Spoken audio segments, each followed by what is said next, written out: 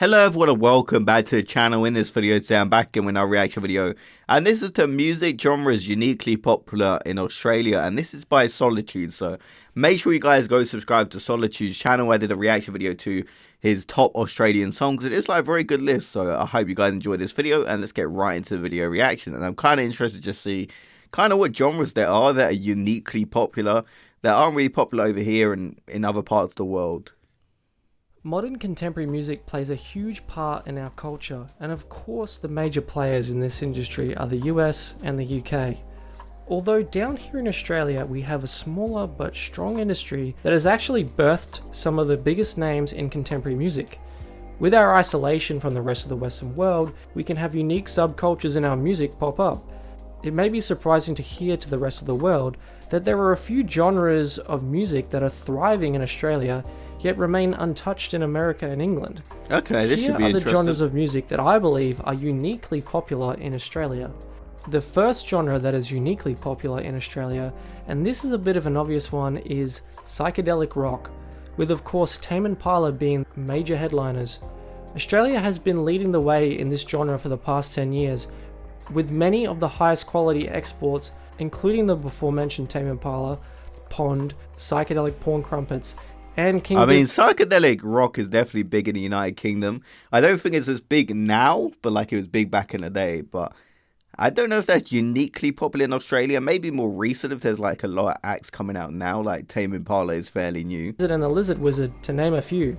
Interestingly though, the band that I would say actually paved the way for this to happen was probably a classic rock inspired band named Wolfmother.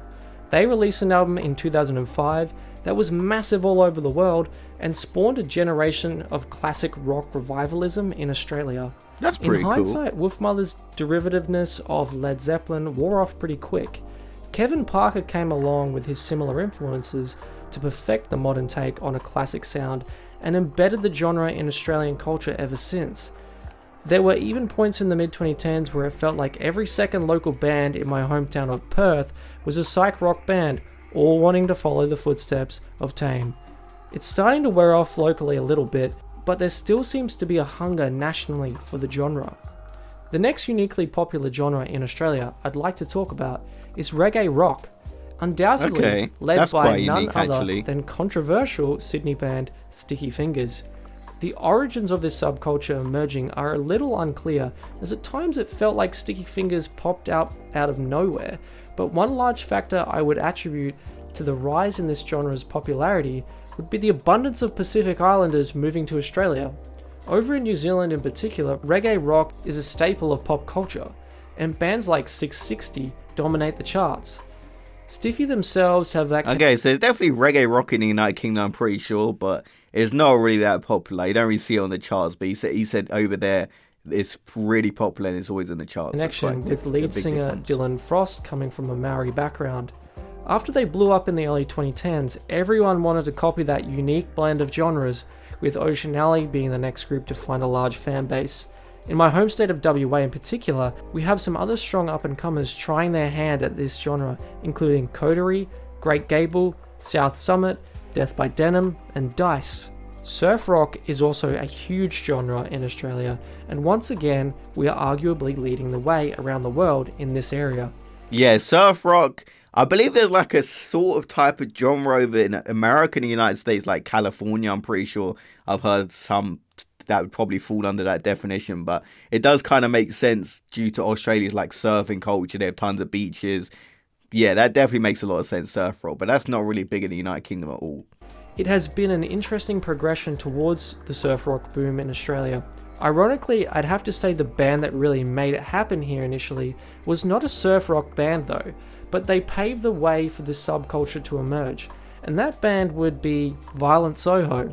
This band is more of a grunge or stoner rock band, but when they broke out in the early 2010s, rock was just about dead or dying in the alternative music scene down under.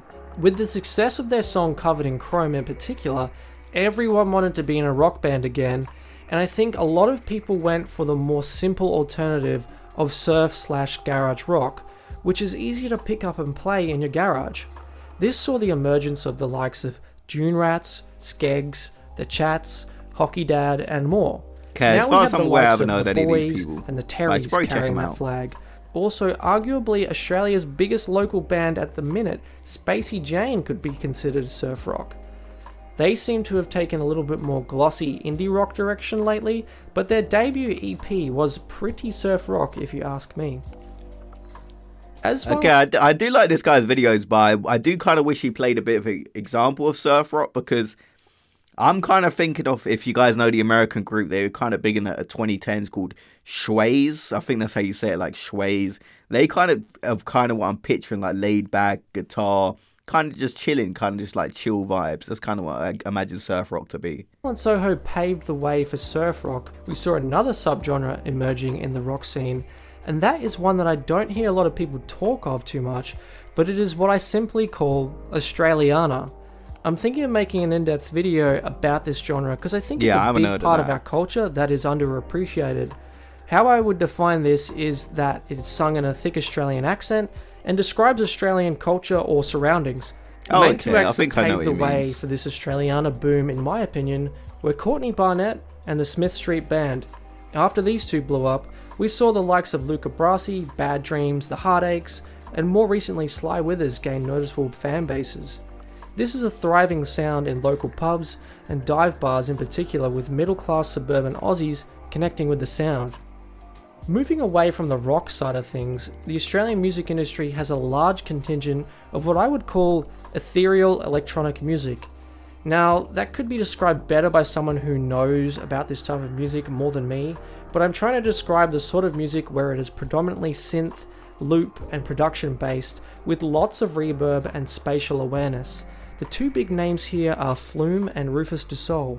Okay, I've heard of Flume actually. Would be Peking Duck, What's So Not, Alice in Wonderland, and her. Oh, Alice in Wonderland, basically yeah. the festival-friendly, banger-hungry artists. You know the ones. There's a few more genres that I would class as unique. Okay, I don't really consider Australian like uniquely popular in Australia, to be fair. But I may be wrong there. You guys popular have to let me here know in about Australia that That's I kind of don't know popular as everywhere. much about, but definitely need a mention. Of course, I've got to give a shout out to Aussie hip hop, with Hilltop Hoods leading the way there. They really pioneered the popularity of rapping in an Aussie accent, and yeah, have that's been definitely a copied unique for many thing. years now by the likes of Illy, Seth Sentry, Draft, just to name a few. There is also a big growing underground culture of two other forms of Aussie hip hop. Firstly, Eshe rap, led by Cursor, and secondly, we have Islander drill, led by 1-4. I can't comment too much on the hip hop side of things. I mean, yeah, there's drill in every country, man. Like, I feel like every country has drill rappers. I need to hear Australian drill. That probably sounds crazy. As I don't know as much about it, but I know it's pretty big out there. Overall, it's interesting to see that we have pockets of musical subcultures that pop up here in Australia, and not much around the rest of the world. I guess with the isolation from the rest of the Western world, this is just bound to happen. Are there any other genres you believe are uniquely popular in Australia right now? Comment below. Okay, so that video is really interesting. I like the video. I feel like psychedelic rock and kind of reggae rock is kind of big in most, like, I feel like psychedelic rock, I don't really class that as an Australian thing. It ain't as popular here, like newer groups coming out in the United Kingdom, as it was like back in the day, but I still feel it's kind of around. And reggae rock, that was kind of big back in the day. You don't really hear it now, but you said that on the charts a lot. Surf rock, I definitely can see being uniquely Australian. I can't think of one surf rock group recently, or the only one I can think of is Shways. I don't know if they'd count from like the United States, California. Australiana, like he said, they kind of sing in an Australian accent. That definitely is very unique. Like, I don't really hear many Australian accent songs.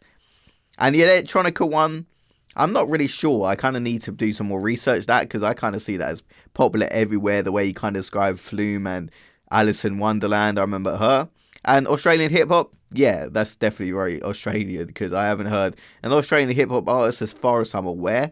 But if you guys want more reaction videos like this, drop a like on the video, go subscribe to Solitude. His channel is very good. I'll see you guys in the next video. Have a great day, everyone.